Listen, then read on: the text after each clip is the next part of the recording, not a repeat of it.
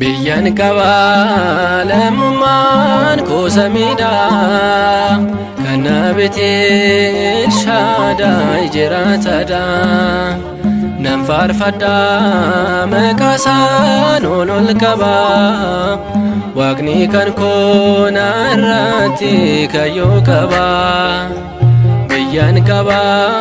lammummaan kosamidha kana beetel shaadai jiraatadha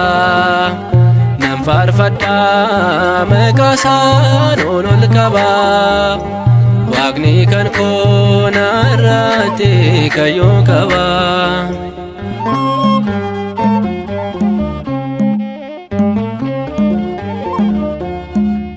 biyyi lafaa boqonnaaf nagaan qabdu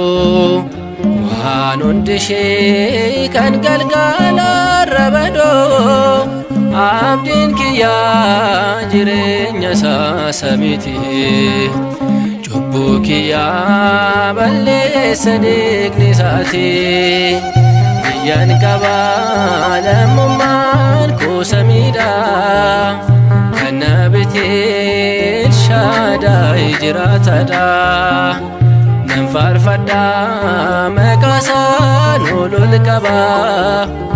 waaqni kan koona irratti kayyoo qaba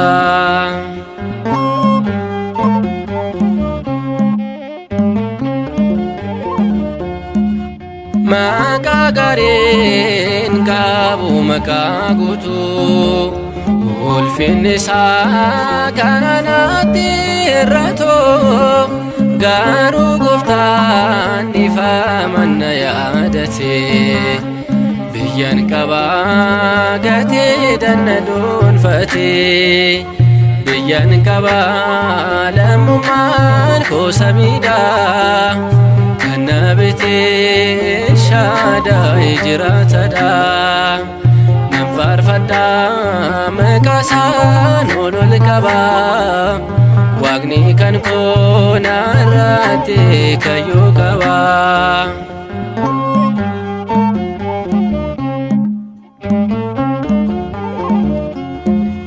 kana humtee ofii kin fakkeessite gaafa barnees nama taate kan dhufte galmee keerraat kan katabde maqaa koo naaf ulfaadhu siifaa ta'u leelleen koo biyyan qaba lammummaan kosamidha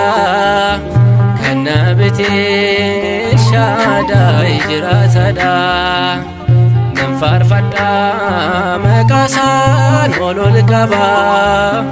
waaqni kan koona irratti kayyoo qaba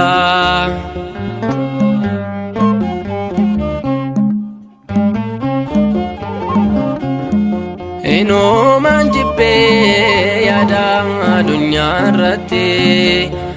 hawwii foonii faallaa mootummaa keetii nama taatee si nama na taasise si filadhee wanta hundumaa dhiise biyyan qaba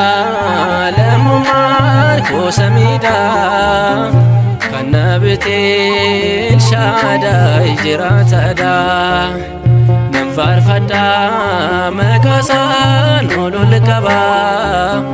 waaqni kan koona irratti kayyoo qaba biyyan qaba lammummaan kosamidha kana beetel shaadai jiraatadha nan faarfadha maqaasaan ol qaba waaqni kan koona irratti kayyoo qaba